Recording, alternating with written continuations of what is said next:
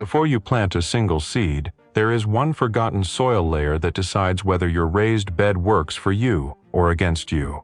You look at an empty wooden frame in the backyard. You want to do things right this year. So you go to the store, you buy bags of premium raised bed soil, and you fill the frame all the way to the top. You smooth it out. It looks rich. It looks clean. You press your seeds into the surface, water them in, and you wait. In May, everything looks perfect.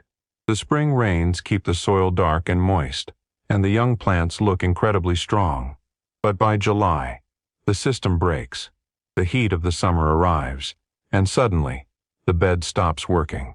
The surface dries out by mid-afternoon. You start to notice that the soil is physically pulling away from the wooden sides of the bed, leaving a gap.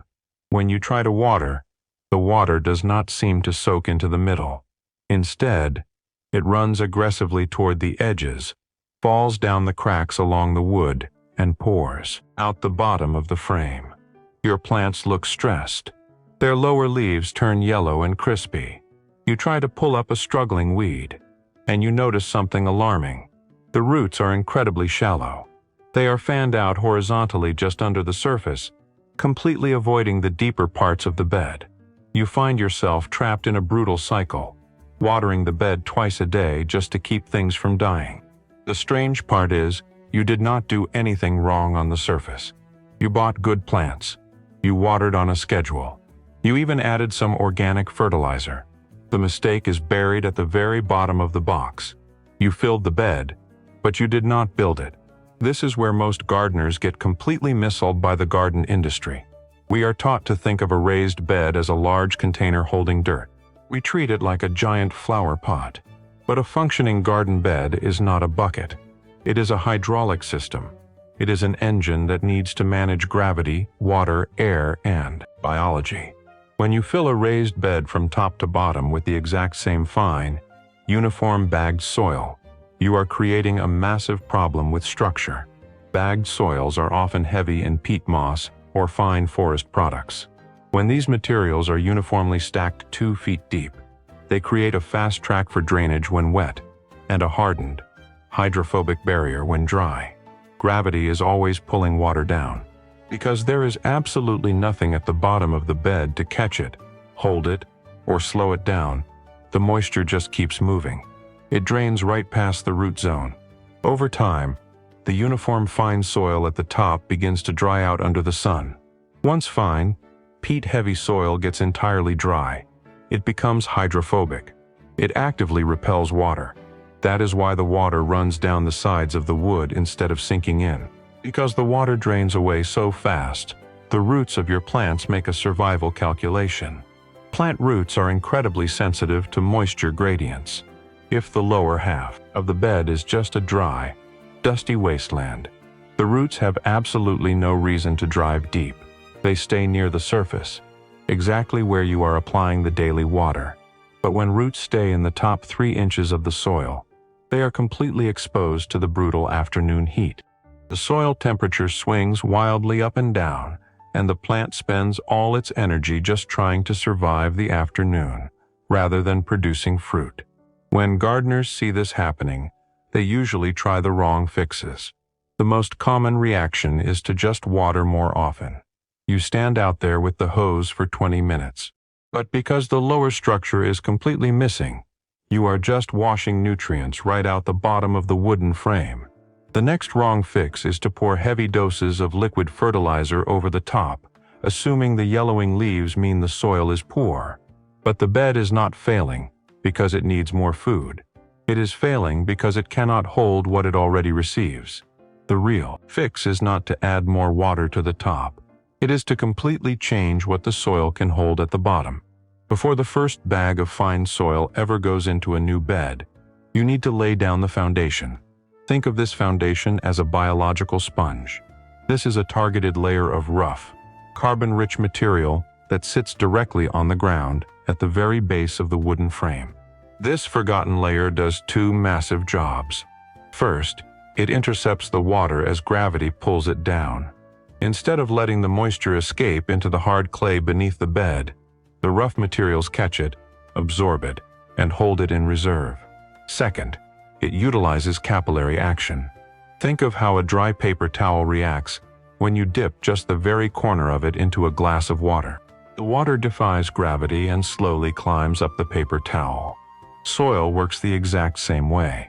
When the top 3 inches of your raised bed dry out under the July sun, that damp biological sponge at the bottom slowly wicks moisture back, upward into the root zone. More importantly, this creates a slightly damp, highly textured environment deep in the bed. It sends a physical signal to the plant roots that there is a permanent reward waiting for them if they grow downward. Most bagged raised bed soil is basically dead dust waiting to become concrete by August. It looks rich in the bag, but it behaves completely poor in the sun.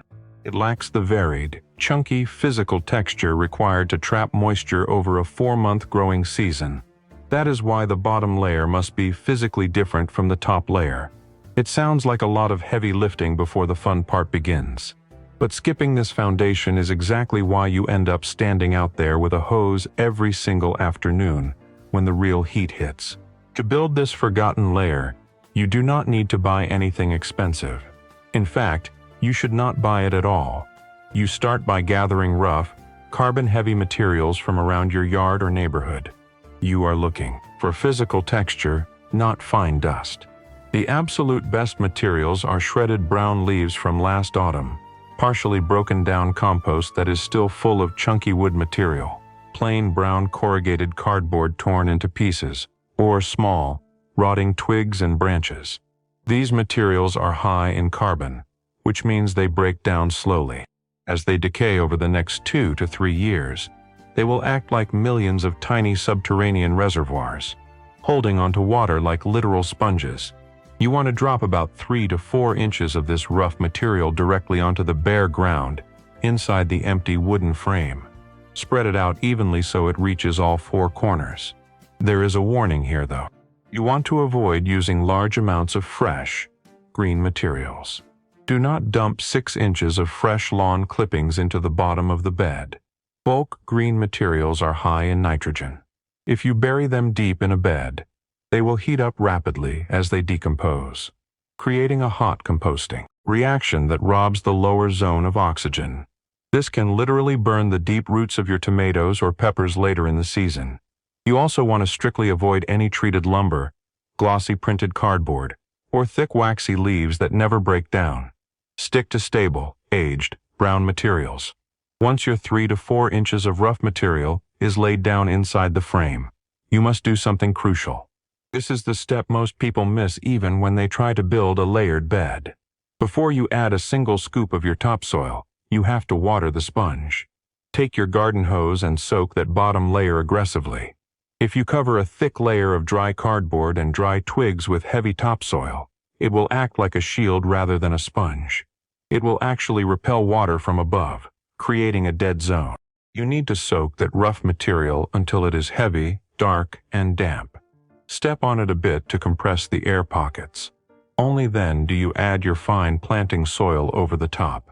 Now, a lot of gardeners realize this mistake only after they have already filled their beds.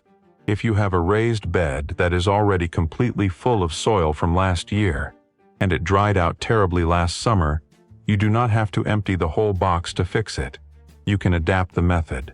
Instead of treating the entire floor of the bed, you create targeted moisture batteries. Pull the existing soil back to create a deep trench right down the middle of the bed, going as deep as you comfortably can without damaging the wooden sides. Or, if you are planting heavy feeders like tomatoes, dig deep, oversized holes exactly where the plants will go. Drop a few handfuls of your rough, wet leaves, torn cardboard, and chunky compost into the very bottom of that trench or hole. Take the hose, soak that material deep in the hole, and then pull your existing topsoil back over it. You are creating localized biological sponges. You did not rebuild the whole bed, but you placed the moisture reserve exactly where the roots will eventually search for it. The physical test for this is simple, and you will feel the difference in your own hands. In midsummer, wait until 3 p.m. on a hot afternoon. Go out to a bed built with a bottom sponge, and a bed built with a just uniform bagged dirt. Stick your index finger down into the soil up to your second knuckle. The uniform bed will feel dusty, hot, and loose. If you dig a little deeper, you might hit a section that is bone dry and rock hard. But the bed with the foundation layer will feel entirely different. The very surface might look dry and crusty, but just 2 inches down, the soil will feel cool to the touch. It will be pliable. It will stick to your skin slightly. The root zone is actively drawing humidity up from the reserve you buried months ago. When you build a bed this way, the payoff changes your entire daily routine. You are no longer rescuing your garden every afternoon. The bed holds moisture steadily. The brutal swings between completely saturated and dangerously dry are smoothed out. Your plants do not wilt at 2 p.m. because their roots are no longer trapped in the top 3 inches. They have pushed robust, thick root systems deep into the bed, safely insulated from the surface heat, because there is a physical reason for them to go down there. You look at that wooden frame differently now. It is no longer just a box waiting to be filled with expensive dirt. It is a layered system. A raised bed can be completely full of soil and still be entirely empty of structure. The plant does not start at the surface where we can see it. It starts at the invisible base. And when the bottom of the bed is right, the whole season stays strong.